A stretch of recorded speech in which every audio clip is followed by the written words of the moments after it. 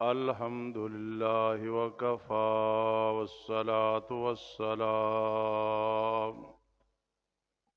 والصلاة والسلام على من لا نبي بعده وعلى آله وأصحابه وأزواجه وآل بيته وأحبائه.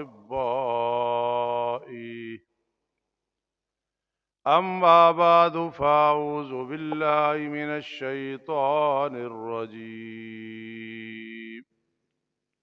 بسم الله الرحمن الرحيم. إنما الصدقات للفقراء والمساكين والعاملين عليها والمؤلفة قلوبهم وفي الرقاب والعارمين وفي سبيل الله وابن السبيل فريضة من الله والله عليم حكيم. صدق الله.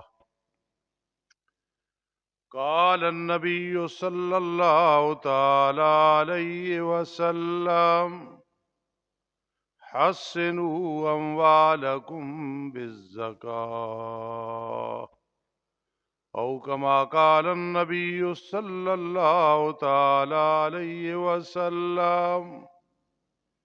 وأيضا قال النبي صلى الله تعالى عليه وسلم: قال الله تعالى: يا ابن آدم أنفق عليك، أو كما قال النبي صلى الله تعالى عليه وسلم. سبحان ربك رب العزة عما يصفون، وسلام على المرسلين، والحمد لله رب العالمين. یا رب صل وسلم دائما ابدا على حبيبك خير الخلق كلهم. هو الحبيب الذي ترجى شفاعته لكل هول من الأهوال مقتحم. واجب الاحترام سامعین کرام اور سامعات، چند دن ہمارا موضوع جو معنون ہے، جس کا عنوان ہے، وہ ہے زکوٰۃ، عشر، فضائل، مسائل وغیرہ۔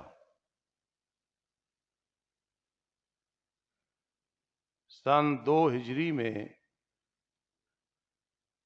مدینہ منورہ میں زکوٰۃ کی فرضیت نازل ہوئی۔ باقی ہجرت سے پہلے جو مکی صورتوں میں زکوٰۃ کا ذکر آیا ہے، اس سے مراد عقیدے میں پاکیزگی مراد ہے، نہ یہ کہ زکوٰۃ مراد ہے۔ وہاں زکوٰۃ سے مراد پاکیزگی عقائد میں، عقیدے میں پاکیزگی، کہ شرک نہ ہو، انکار نہ ہو اللہ کا۔ یا مفسرین کرام نے ایک یہ وجہ بیان کی ہے کہ نفس زکوٰۃ کا حکم تو مکۃ المکرمہ میں نازل ہو گیا تھا، لیکن اس کی جو تفصیل ہے وہ چونکہ مدینہ منورہ میں ہجرت کے بعد نازل ہوئی سن 2 ہجری میں، اس لیے اب کوئی اعتراض، کوئی اختلاف کچھ بھی نہ رہا کہ نفس حکم تو مکہ المکرمہ میں نازل ہوا، تفصیل چونکہ مدینہ منورہ میں نازل ہوئی۔ بہرحال زکوٰۃ اور عشر یہ اللہ کا ایک بڑا سخت امتحان ہے، اور اس کو سمجھنے کے لیے ایک مثال آدمی ذہن میں رکھے تو ساری بات سمجھ آ جاتی ہے۔ چھوٹا بچہ، اسے آدمی ٹافیاں لے کے دے، کوئی کھلونا لے کے دے، اور بعد میں آدمی پیار سے کہے کہ مجھے دے دے۔ اب اگر وہ بچہ نہ دے تو کوئی ناراض نہیں، کیونکہ بچہ جو ہے، لیکن اگر وہی بچہ وہی ٹافی اٹھا کے یا کھلونا اٹھا کے باپ کو، دادا کو، بھائی کو، چچا یا ماموں کو دے دے تو وہ کتنے خوش ہوتے ہیں۔ اسی طرح رب کائنات نے جو کچھ ہمیں دیا، اسے کسی چیز کی ضرورت نہیں ہے۔ آدمی اس چیز کا مراقبہ کرے کہ اللہ پاک کو کسی چیز کی ضرورت نہیں ہے کہ وہ ہم سے مطالبہ کرے۔ یہ تو یہودیوں نے کہا تھا جب حکم نازل ہوا اللہ کے راستے میں خرچ کرنے کا کہ ان اللہ فقیر ونحن اغنیاء، اللہ تعالی غریب ہو گیا معاذ اللہ اور ہم دولت مند ہیں۔ اللہ رب العزت کو کسی چیز کی ضرورت نہیں ہے کہ وہ مطالبہ کرے کہ یہ عشر دو، یہ زکوٰۃ۔ یہ تو ہمارا امتحان ہے، اور وہ میل کچیل جو ہے اس کو دور کرنا ہے اور اس کو صاف کرنا ہے۔ رحمت دو عالم صلی اللہ تعالی علیہ وسلم نے فرمایا کہ کوئی بھی مال مسلمان کا برباد نہیں ہوتا، ہلاک نہیں ہوتا، مگر وہ ایک وجہ یہ بھی ہوتی ہے کہ وہ زکوٰۃ نہ دینا، صدقہ و خیرات نہ کرنا، اس وجہ سے ہوتا ہے۔ فقہا فرماتے ہیں جس علاقے میں جتنے امیر لوگ ہیں جو زکوٰۃ ادا کرتے ہیں، اگر سروے کیا جائے تو اس علاقے میں جتنے غربا ہیں، چاہے وہ یتامہ ہیں، مساکین ہیں، ارامل ہیں یعنی بیوہ عورتیں ہیں، مدارس ہیں، کوئی بھی ایسا نہیں کہ جس کی ضرورت پوری نہ ہو سکے۔ رب کائنات کا جو نظام ہے وہ بہت مضبوط نظام ہے۔ اس کو سمجھانے کے لیے بندہ ناچیز یہ آیت پڑھتا ہے، لَلشَّمْسُ يَنبَغِي لَهَا أَن تُدْرِكَ الْقَمَرَ وَلَا اللَّيْلُ سَابِقُ النَّهَارِ وَكُلٌّ فِي فَلَكٍ يَسْبَحُونَ۔ سورج اور چاند کو دیکھیں، ستاروں کو دیکھیں، اپنے ٹائم پہ آ رہے ہیں، کوئی دفتری ٹائم میں فرق نہیں لگا رہا، کیونکہ اللہ کا نظام بڑا مضبوط ہے۔ موت کے حوالے سے جب اللہ والے سمجھانا چاہتے ہیں تو وہ یہ کہتے ہیں کہ ایک آدمی کے 2 صندوق ہوں، ایک الماری کے نیچے ہو، ایک الماری کے اوپر ہو، وہ کبھی اوپر والا نیچے لے آئے تو اس پہ کیا اعتراض ہے، اور نیچے والا صندوق اوپر رکھ دے تو کیا اعتراض ہے۔ اسی طرح اللہ کا نظام اتنا مضبوط ہے، جس روح کو نیچے لے آیا عالم ارواح سے بچہ پیدا ہوا، اور جس روح کو نیچے سے اوپر لے جائے اس کی مرضی ہے۔ صندوق کو نیچے رکھا، اس پہ کوئی اعتراض نہیں، کون کر سکتا ہے اعتراض؟ نیچے سے صندوق کو اوپر لے گئے تو اس پہ کیا اعتراض ہے؟ اسی طرح اللہ کا نظام ہر معاملے میں مضبوط ہے، مضبوط ہے۔ تو اس لیے جس علاقے میں جتنے امیر لوگ رہتے ہیں، اگر وہ صحیح طریقے سے زکوٰۃ اور عشر نکالیں تو اس علاقے کے غربا کے جتنے معروف ضرورت کے خرچے ہیں وہ سارے پورے ہو سکتے ہیں۔ ایک آدمی قلم کاغذ لے کے چلے، علاقے میں اس کا سروے کرے اور تخمینہ لگائے تو یہ پوری بات صحیح نکلے گی۔ یہ نقصان یہ ہے کہ زکوٰۃ لوگ پوری نہیں نکالتے اور عشر نہیں نکلا۔ میں نے کئی دفعہ یہ بات سنائی، آج بھی سنانے لگا ہوں، پھر ضرورت پڑی تو سناؤں گا۔ میں کہ اپنے استاذ محترم کے پاس پڑھتا تھا رحمہ اللہ، وہ زمیندار تھے، ایک ہمارے سینئر طالب علم تھے، مولانا مشتاق، فوت ہو گئے رحمت اللہ تعالی علیہ، جوانی میں فوت ہو گئے۔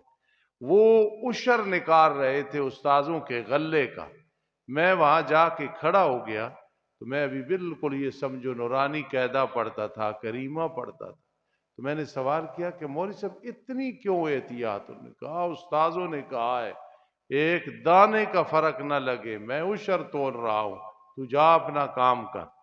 اس وقت سے لے کے آج تک مجھے ایسی مثال نہیں ملی، یہ کہ ہے ہی نہیں، یہ میں نہیں کہتا، میں نے نہیں دیکھا کہ اتنی احتیاط عشر میں۔ اور جو لوگ عشر میں فرق لگاتے ہیں، زکوٰۃ پہ فرق لگاتے ہیں، وہ یہ اپنا نظریہ قائم کریں کہ وہ پیسہ ان کے پاس نہیں رہتا، چاہے کوئی جگہ ٹیکس والے کھا لیتے ہیں، چاہے پولیس والے کھا لیتے ہیں، چاہے اولاد عیاشی کر لیتی ہے، چاہے وہ چوری ہو جاتا ہے، چاہے ڈکیتی ہو جاتی ہے، چاہے فضول خرچی ہو جاتی ہے، کیونکہ نبی اکرم صلی اللہ علیہ وسلم نے فرمایا ما خالطت الزکاۃ، یہ زکوٰۃ کا مال جہاں مل جاتا ہے اس کو بھی برباد کر دیتا ہے، اس کو محفوظ نہیں رہنے دیتا۔ زکوٰۃ میں سب سے بڑی شرط یہ ہے کہ مسلمان ہو، کافر پہ نہیں ہے، جی آزاد ہو، غلام پہ نہیں ہے، اور بالغ ہو، زکوٰۃ نابالغ پہ نہیں ہے۔ ایک بچہ نابالغ ہے، بچی نابالغ، اس کے ملک میں کوئی چیز ہے تو اس پہ زکوٰۃ نہیں ہے، کیونکہ بالغ ہونا شرط ہے کہ مسلمان ہو، آزاد ہو، بالغ ہو، اور مالک ہو، مکمل مالک۔ اگر کسی نے کہا کہ امانت ہے تیرے پاس، وہ نہیں، وہ ملک تام ہو، مکمل مالک ہو، اور اس پہ سال بھی گزر چکا ہو، تو پھر زکوٰۃ اس میں سے 40واں حصہ ہوگی۔ لیکن یہ بات لوگوں کو سمجھانی چاہیے، آپ کو تو سمجھ ہے کہ اگر شروع میں مثلا 3 لاکھ روپے ہے، چلتے چلتے چلتے آخری مہینہ جب آیا سال پورا ہونے کا، وہ 9 لاکھ بن گیا، اب زکوٰۃ صرف اس 3 کی نہیں ہوگی، آخر میں اینڈ میں جو ہے اس پہ ہوگی۔ اور اگر شروع میں درمیان میں 10 لاکھ ہے لیکن آخر میں آ کے چلتے چلتے وہ 2 رہ گیا ہے، اب 2 پہ زکوٰۃ ہوگی۔ اس لیے یہ زکوٰۃ کے بارے میں ایک حساب کے پورا سال کا حساب کرے۔ پہلے زکوٰۃ فرض ہوئی، حاجی اشرف صاحب نے حساب کر لیا، لیکن کہا چلو استاد جی رمضان آ رہا ہے اس وقت دیں گے، 70 گنا ثواب زیادہ ہوگا، یہ جائز ہے۔ لیکن حساب نہ کرنا کہ نہیں کوئی نہیں، کیا 12-13 مہینے ہو جائیں گے، کیا حرج ہے، اس وقت حساب کر لیں گے، ہو سکتا ہے مال کم ہو گیا ہو، جب پورا سال گزرا تو ہو سکتا ہے رقم زیادہ ہو، 1 مہینے کے بعد جب حساب کریں رقم گھٹ جائے، کم ہو جائے، سخت گنہگار ہوگا آدمی۔ حسنوا اموالکم بالزکاۃ، میرے آقا علیہ الصلوۃ والسلام فرمایا اپنے مالوں کو محفوظ کرنا چاہتے ہو، محفوظ کرنا چاہتے ہو تو زکوٰۃ دیا کرو، 40واں حصہ دیا کرو، تمہارا جو مال ہے وہ محفوظ ہو جائے گا۔ حدیث پاک میں آتا ہے، صحیح حدیث ہے، کہ قیامت کے دن بلکہ قبر میں یہ جو مال جس کی زکوٰۃ نہیں دی، یہ گنجے سانپ کی شکل میں ہوتا ہے، اور آ کے جب حملہ کرتا ہے یہاں گلے پہ تو کہتا ہے انا کنزک وانا مالک، یہ برزخی زندگی مراد ہے، میں تیرا خزانہ ہوں، میں تیرا مال۔ میرے آقا علیہ الصلوۃ والسلام نے 2 عورتوں کو دیکھا، کنگن پہنے ہوئی ہے، سوال کیا زکوٰۃ ادا کرتی ہو؟ نہیں۔ فرما پھر پسند کرتی ہو کہ قیامت کے دن یہ آگ کے بنائے جائیں اور تمہارے ہاتھوں میں ڈالے جائیں، جس کو لوگ آج سمجھتی نہیں ہیں۔ ہمارا زور دینا، مسئلے سمجھانا، مقصد یہ نہیں ہوتا کہ مدرسے میں دو، ہمیں دو، مقصد ہوتا ہے کہ لوگوں کی آخرت خراب نہ ہو، اس وجہ سے بڑے نقصانات ہوتے ہیں۔ حدیث پاک میں آتا ہے کہ آدمی زکوٰۃ نہ دے جس علاقے میں لوگ زکوٰۃ صحیح طریقے سے نہ دیں، ایک عذاب آتا ہے فوراً کہ بارشیں وقت پہ نہیں ہوتی. اب خود میرے تفصیل کرنے کی ضرورت ہی نہیں ہے. اگر آپ زکوٰۃ دیتے ہو عشر، میں آپ کی بات نہیں کر رہا، الحمدللہ آپ دیتے ہیں، لیکن جس علاقے میں زکوٰۃ ٹائم پہ نہ دی جائے یا صحیح نہ دی جائے، اس علاقے میں بارشیں ٹائم پہ نہیں ہوتی. یہ اللہ کی طرف سے ایک سخت امتحان اور سخت جو ہے عذاب ہوتا ہے. پھر دیکھنا ایک والد یا بڑا بھائی یا دادا نانا یا استاد پیر کسی پہ ناراض ہو اور وہ آگے ہنس مسکرا رہا ہو، اس کو کوئی اہمیت ہی نہ دے، تو اس کا کتنا دل دکھے گا. رب کائنات کے کئی عذاب موجود ہیں، کئی عذاب موجود ہیں، اور انسان ٹس سے مس نہیں ہے، اللہ کی اور سخت ناراضگی آتی ہے. اب یہ ذہن میں رکھنا کہ زکوٰۃ میں بالغ ہونا شرط ہے، اور وہ چیز مل کے تام ہو، اپنی ہو. ایک آدمی کہیں سے غصب کر لیتا ہے چیز، کروڑوں کا مالک، لاکھوں کا مالک ہو گیا، وہ مل کے تام نہیں ہے، وہ اس کی اپنی نہیں ہے. حلال مل کے تام اس کی ہو، اب اس پہ زکوٰۃ فرض ہے. لیکن عشر میں یاد رکھنا، عشر کے اندر بالغ ہونا شرط نہیں ہے. مجنون ہے، پاگل ہے، ابھی ناسمجھ ہے، بے وقوف ہے، سال اس پہ گزرا ہے یا کہ نہیں، کئی سبزیاں، کئی فروٹ اور کئی غلے، وہ سال میں 2 دفعہ بھی ہوتے ہیں، کئی 3 دفعہ بھی ہوتے ہیں. اس میں سال گزرنا ضروری نہیں ہے، اور زمین اپنی ہونی کے ملک میں ہو یہ بھی ضروری نہیں ہے. ٹھیکے پہ لی ہے، مزارعات پہ لی ہے، جی ٹھیکے پہ لی ہے، تو جس نے لی ہے، جو ٹھیکہ دیتا ہے وہ عشر نکالے گا، اور جو ٹھیکہ لینے والا ہے اس کے پاس سال گزر گیا تو اس نے اس کی زکوٰۃ دینی ہوگی، ورنہ عشر نہیں ہے. اور زمین میری ہے، میں اور ایک بزرگ آپس میں مزارعات کر رہے ہیں، کاشتکاری کر رہے ہیں، جتنا جتنا حصے میں آئے گا وہ عشر اپنے اپنے حصے کا دینا ہوگا. 100 من ادھر، 100 اس کا دیں گے. پھر ایک بہت بڑی غلطی آج سمجھدار آدمی بھی کہہ دیتے، لا ترفع المعونہ. یہ فقہاء نے قانون بنایا ہے، ٹریکٹر کا خرچ، پانی کا خرچ، کھاد کا خرچ کوئی مستثنا نہیں ہوگا. ما اخرجت الارض، جو زمین سے نکلے گا، مما اخرجنا، جو کچھ ہم نے زمین سے تمہارے لیے نکالا، آتو حقہ یوم حصادی. یہاں اللہ نے بڑے ایک مان سے بات کی. ہوتا ہے نا ایک آدمی کسی کو کہتا ہے، مان سے بات کرتا ہے، یار یہ میری بات مانے گا، اسے کہہ دیتا ہے. رب کائنات فرما وآتو حقہ یوم حصادی، میرا حق دے دیا کرو. اور وہ حق کیا ہے؟ اس کے بندوں پہ خرچ کرنا ہے، اسے تو ضرورت نہیں ہے. اللہ پاک بڑے بڑے لوگوں کی گردن نیچے کرتے ہیں، یہ فرما کہ یا ایھا الناس، اے لوگ، انتم الفقراء، تم سارے کے سارے محتاج ہو اللہ کے. واللہ هو الغنی، اللہ غنی ہے. اصل میں اللہ غنی ہے، اللہ مالک ہے، اس کو تمہاری ضرورت نہیں ہے، تمہیں ہر وقت اس کی ضرورت ہے. تو یہ زکوٰۃ اور عشر کے معاملے میں، اور عشر بارانی زمین ہے جس طرح ہمارا علاقہ ہے تو 10واں حصہ ہے، اور جس طرح یہ ہے جہاں مشقت سے پانی لگایا جاتا ہے پھر وہ 20واں حصہ ہے جس کو نصف العشر کہتے ہیں. انما الصدقات للفقراء، یہاں صدقات سے مراد صدقہ نہیں ہے. ویسے صدقہ کیا ہے؟ حدیث پاک میں آتا ہے کہ صدقہ اللہ کے غضب کو بجھا دیتا ہے. اللہ کے غضب، اللہ پاک بعض اوقات سخت ناراض ہوتے ہیں. اللہ کے راستے میں آدمی خرچ کرتا ہے، اللہ کے غضب کو صدقہ بجھا دیتا ہے. حدیث میں آتا ہے کہ ایک مصیبت آنے والی ہوتی ہے، بالکل ٹائم ہو چکا ہوتا ہے، لیکن بنی آدم جب خرچ کرتا ہے اللہ اس مصیبت کو ٹال دیتے ہیں یا آسانیاں پیدا فرماتے.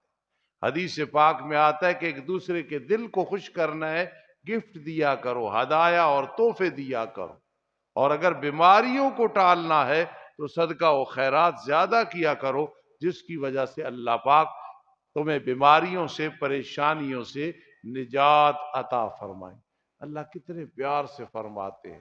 حدیث قدسی وہ ہوتی ہے جو نبی اکرم صلی اللہ علیہ وسلم فرماتے ہیں اللہ نے فرمایا، یہ حدیث قدسی ہوتی ہے۔ ویسے حدیث یہ ہوتی ہے کہ صحابی فرماتے ہیں نبی اکرم صلی اللہ علیہ وسلم نے یوں فرمایا یا یوں کیا۔ تو میرے آقا علیہ السلام حدیث قدسی میں فرماتے ہیں یا ابن آدم، اللہ فرماتے ہیں ابن آدم انفق، خرچ کیا کر، انفق علیک، میں تجھ پہ خرچ کروں گا، میں تجھ پہ خرچ کروں گا، خرچ کرتا رہوں گا، خرچ کرتا رہوں گا، خرچ کر۔ انما الصدقات، یہاں صدقات سے مراد زکوٰۃ ہے۔ فرمایا یہ جو صدقات ہے، زکوٰۃ ہے، یہ للفقراء، اور یہی حکم عشر کا بھی ہے، للفقراء، فقراء کے لیے۔ عام زکوٰۃ میں نقدی ہو، سونا چاندی ہو، مال تجارت ہو، اور مویشی۔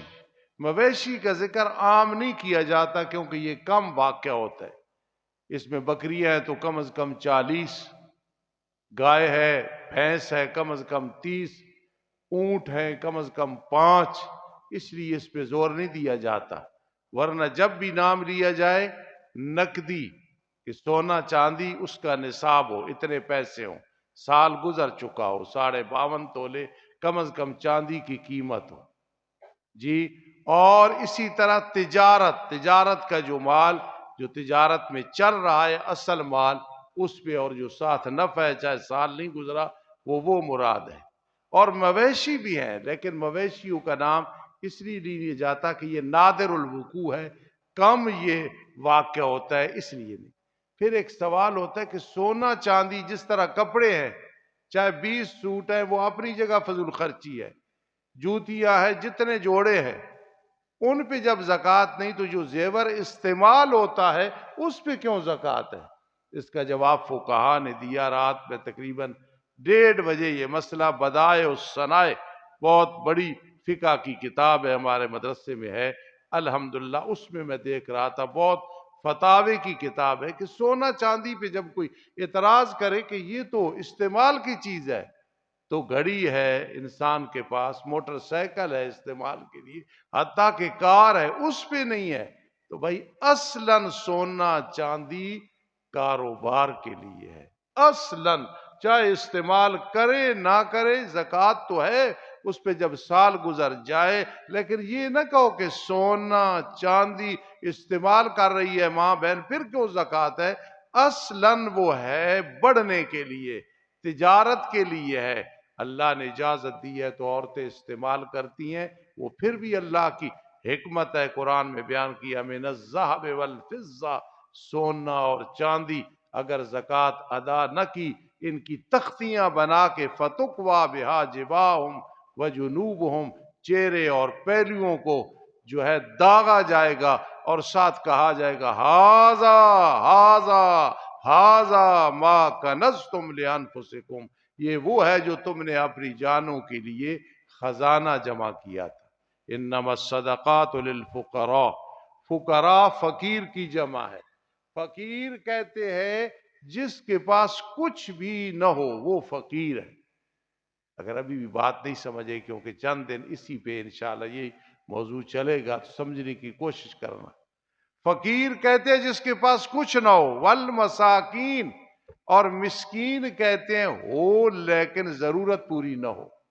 میرے شیخ قاضی شمس الدین علیہ رحمت دلیل دیتے ہیں کہ قرآن مجید میں آتا ہے، اور حضرت خضر نے کیا کیا تھا علیہ السلام، موسیٰ علیہ السلام ساتھ تھے، ایک کشتی تھی، اس کشتی کو سوراخ کر دیا۔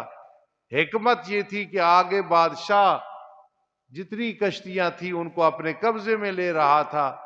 فَأَرَدْتُ أَنْ أَعِيبَهَا، حضرت خضر نے فرمایا موسیٰ علیہ السلام تمہیں سمجھ نہیں آ سکی، میں نے اس کو عیبناک کر دیا تاکہ وہ نہ لے، تمہیں اس چیز کا علم نہیں، یہ باطن کی بات ہے۔ اللہ پاک نے سبق دے دیا۔ تو قاضی شمس الدین علیہ رحمت فرماتے ہیں قرآن کہتا ہے وَأَمَّا السَّفِينَةُ فَكَانَتْ لِمَسَاكِينَ، وہ کشتی مسکینوں کی تھی۔ تو معلوم ہوا مسکین وہ ہے جس کے پاس مال ہو لیکن ضرورت پوری نہ ہو۔ کشتی تو تھی پھر بھی قرآن نے کہا وَأَمَّتْ سَفِينَةُ فَكَانَتْ لِمَسَاكِينَ، اللہ اکبر۔ اور جو فقیر ہے وہ ہوتا ہے جس کے پاس کچھ بھی نہیں ہوتا۔ قاضی شمس الدین علیہ رحمت کے پاس ایک طالب علم آیا، حضرت میں جا رہا ہوں، دل نہیں لگتا، کچی ہے، اب بھی کچی میں دل نہیں لگتا۔ مولا نیلوی شاہ صاحب فرماتے تھے یہ کچی کچی نہیں ہے، مجھے خود فرماتا یہ کچی کچی نہیں ہے، یہ پکی ہے، لیکن یہ کچی پکی بنی ہے قاضی شمس الدین علیہ رحمت کی وجہ سے۔ اس طالب علم نے کہا حضرت میرا دل نہیں لگتا، یہ سارا جنگل ہے کچی۔ فرمایا جنگل میں درویش رہتے ہیں یا شیر رہتے ہیں؟ نہ تو درویش ہے نہ شیر ہے، میں تجھے کیا کہوں؟ اس نے کہا استاد جی دل لگ گیا۔ اللہ کے فضل سے وہ پورا پھر پڑھ کے گیا۔ تو میں کہہ رہا ہوں فقیر وہ جس کے پاس کچھ بھی نہ ہو۔ کئی صاحب فرماتے تھے اس میں تین چیزیں نہ ہوں، جمع نہ کرے، آئے جمع نہ کرے، منع کوئی حلال دے دے تو منع بھی نہ کرے، اور طمع کے لالچ نہ کرے، خوش آمدے نہ کرے، پچھلی عید کے موقع پہ اس نے یہ کیا تھا، فلاں موقع پہ یہ کیا تھا، خوش آمد نہیں کروں گا تو یہ نہیں دے گا۔ اللہ نے جب قرآن میں ذکر کیا نا یا ایھا الناس، یا ایھا الناس، اے لوگو انتم الفقراء، تم فقیر ہو۔ تو خالد میرا بیٹا کہ استاد جی میں تو الحمدللہ کروڑ کا مالک ہوں، ایک کہ میں 50 کا مالک ہوں، ایک کہ میں عرب خرب کا مالک ہوں۔ قرآن کہہ رہا ہے یا ایھا الناس انتم الفقراء، تم سارے فقیر ہو۔ مقصد یہ تمہارا اپنا کچھ بھی نہیں ہے، یہ میرا ہے، تمہارے پاس امانت ہے۔ کل انشاءاللہ یہاں سے آگے چلیں گے۔ وما علینا الا البلاغ۔